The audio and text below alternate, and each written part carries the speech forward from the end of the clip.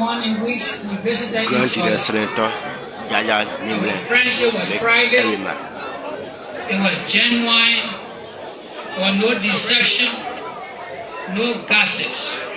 We discussed issues that pertain to the security of this country. At one point, President Weah was appointed as peace ambassador. And President Weah called me and said, I want you to help me because I have now been appointed peace ambassador so we can do reconciliation. So can you come to my house? So I went to President Weah and he said, who do you know we can call? So I said, we can call Senator Prince Johnson. So I called Senator Prince Johnson. He said, I'm not coming. So I said, Senator, I'm with you. I am coming. George Bulley is coming. We are the reason for reconciliation. So let's meet. And so on that day we met at RLJ. I called him and I said, I'm going ahead of you. And he came. I met him at the door. And he sat in front of me. After all the other remarks, he wrote something on a piece of paper. He turned around, he gave it to me. And I said, what should I do with it? He said, this is a speech, a remark I want to make. I want you to edit it. Read it and tell me whether the English is correct. So I read it and I said, it is okay. He said, are you sure? And I said, yes. And he read it. From there, I said, let's go home. And we came home. Senator Prince Johnson never ceased to call me at 9, 10 o'clock every night.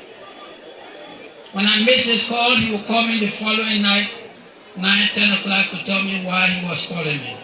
And every time I gave him my opinion, he would say, you are the educated one. If you say so, I believe you. I will support it. He always believed me, and he always supported my response to his concerns. Senator Prince Johnson came to this country as a former warlord, but he opened a church. And he started preaching for the past 20 years. Why was he preaching? Did anybody ask that question? Why was he preaching? He was preaching for redemption. He was preaching for forgiveness. For 20 years. Those of you who relate to the Bible every day, what did God tell you about forgiveness? How many times should you pray for forgiveness from God before He should forgive you? That Prince Johnson will pray for 20 years that he cannot be forgiven by you, the ordinary people of Liberia.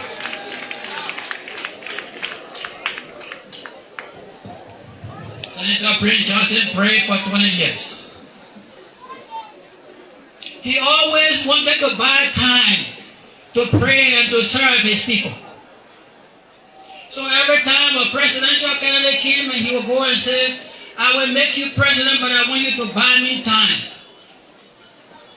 He did that with President Ellen Johnson Sirleaf. And President Sirleaf, at the time, that there were 15,000 UN soldiers in this country, that she had the opportunity to execute war crime, and she said to him, when you make me president, I will buy you time. And he went from village to village to campaign for Ellen Johnson Sirleaf to be president because he wanted time. President Johnson became president and she bought him time for 12 years. People went to Ellen Johnson Sirleaf and they said, why aren't you bringing war crime court? He said, look at the country. Nobody is talking about war crime. People are worried about the next daily bread. They worry about their children going to school. They worry about hospitals. So Prince Johnson bought time for 12 years. Johnson left power, President Weah came, and his program, Propo, and he went and said, if that is Propo, then I think that's the man I can talk to. I need to buy some time. He went to President Weah and said, I'll make you president. I want to buy time to serve my people. And President Weah said, when you make me president, I will buy you time. He got out into Nimley County in Liberia, he campaigned, and President Weah became president. And when the citizens asked President Weah said, Ellen Johnson Sally came here and spent 12 years and did not bring war crime court. I am not bringing war crime court.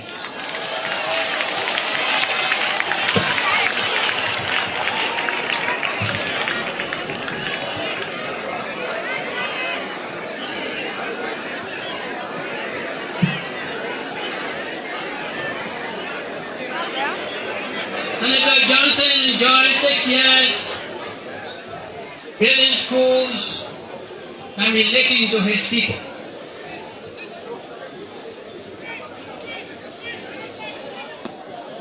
When President Weah time ended,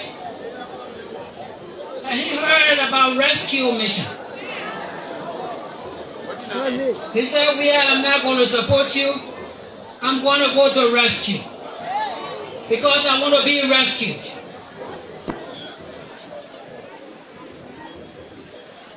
He went to rescue and did more than what he did for Ellen Johnson Sirleaf and Weah.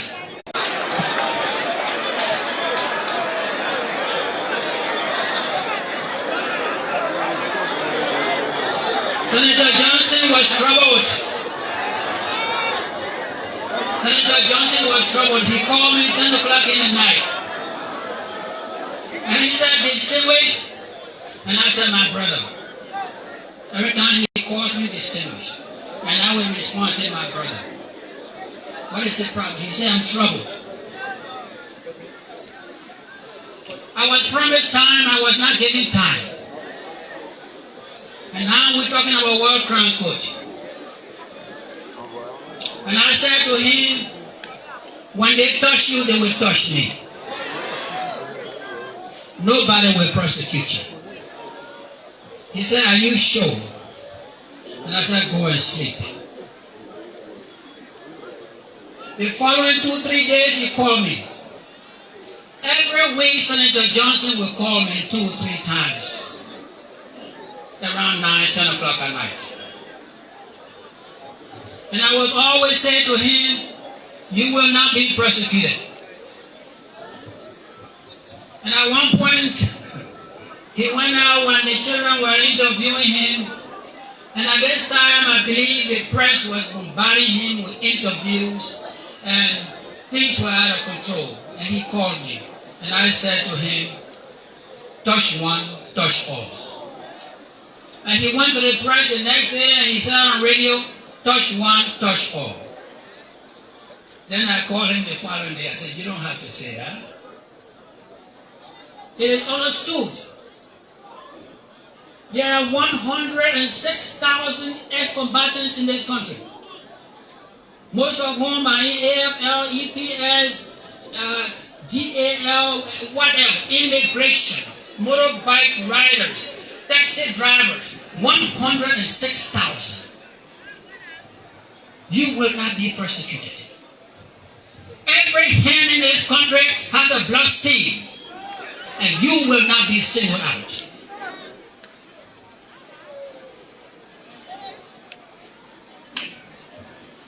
When will Senator Johnson be forgiven?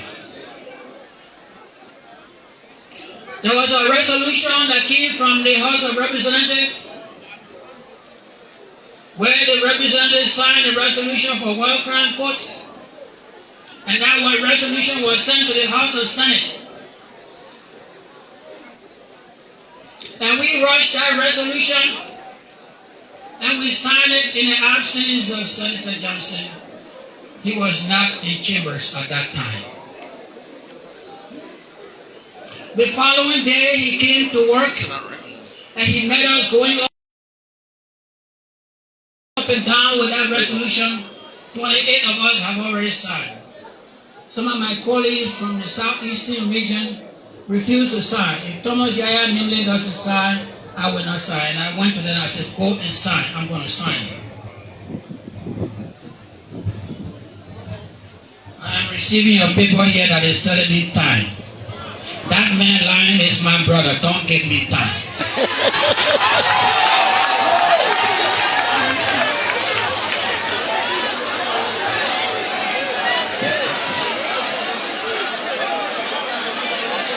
So, we signed the document. Senator Johnson came to work that morning, and one of the senators told him that all the senators have already signed the resolution. And he said, he asked a question.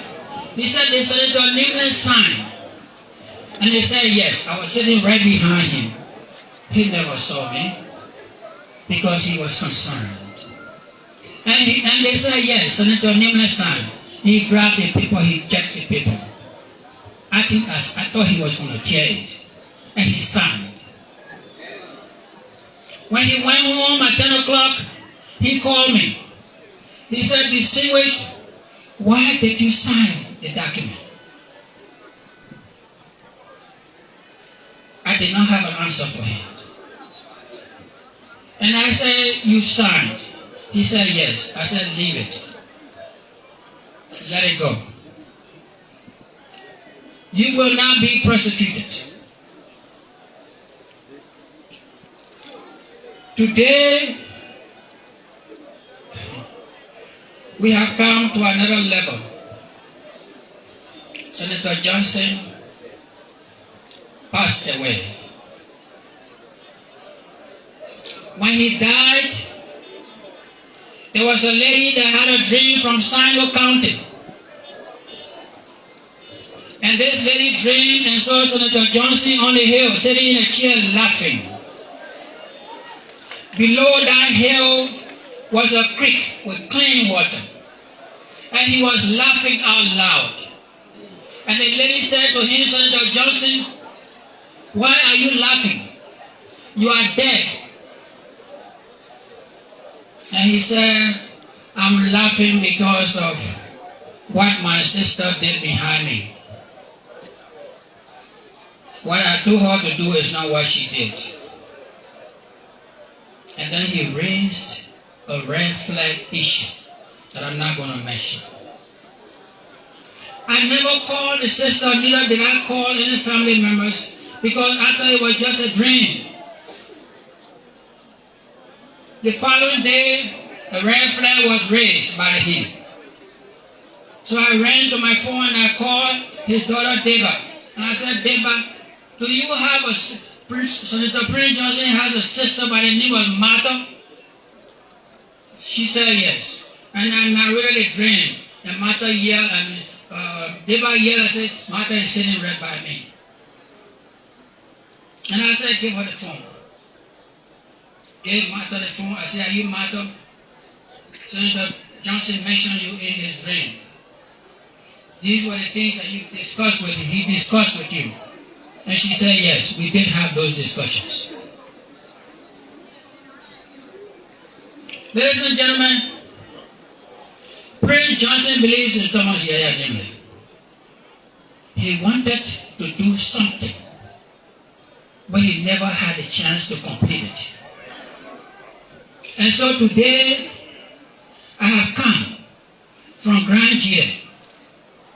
I believe that Senator Prince Johnson wanted to see a genuine relationship between Grand Jia and Nimley County.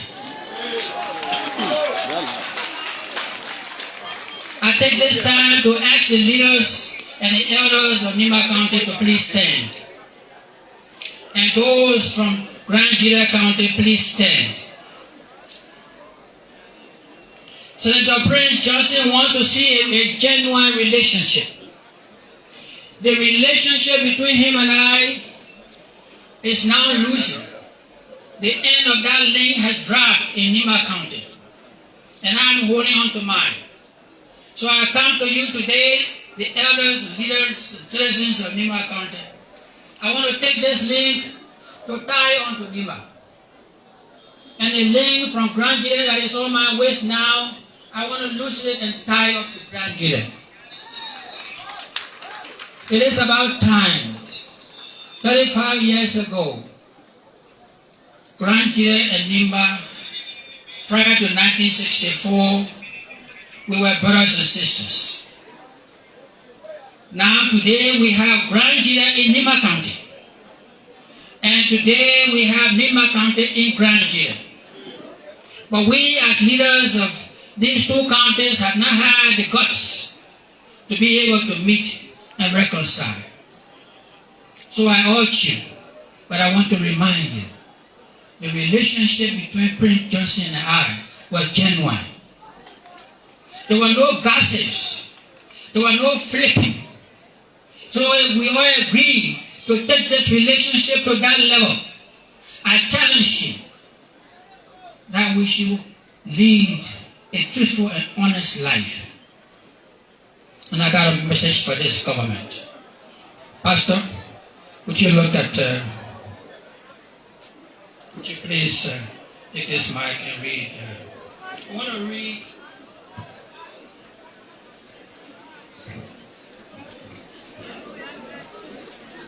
From Page Africa Live for the funeral service of the legislator, Prince. I have a message for the government of Liberia. And I'm going to read a passage from Genesis chapter 19, verse 15 to 17. And to you, the families of Prince Johnson, the citizens of Nimley, I don't want you to start believing that I came to take over Prince Johnson's church. I am not interested in becoming a pastor in his church. I don't want a woman to flip on me.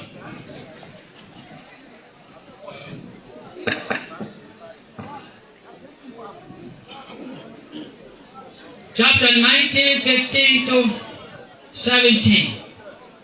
The angels went to Lot and told Lot that the Lord says, you should take your children and your wife and leave the city of Goa. Go up into the mountain, you will find solace, meaning you will find peace. And there where you will build your new generation. And as you leave, do not look back. I want to register here, do not look back.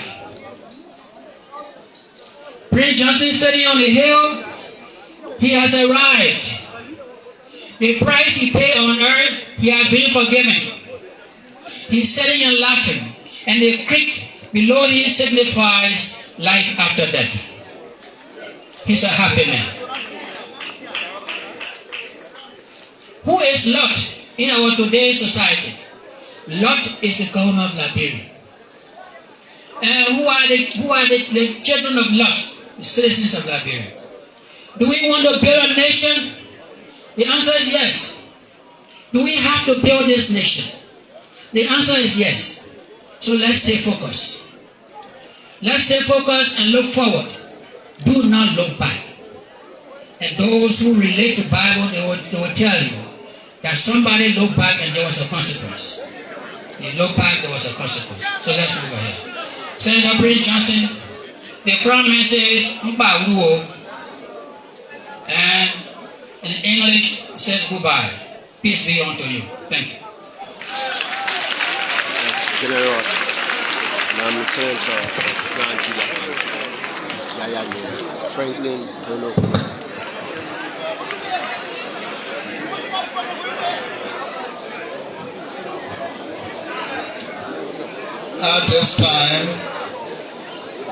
At this time, we'll invite the resident representative of ECOWAS to Liberia, Her Excellency Ambassador Josephine Nkrumah, to pay a tribute for the community.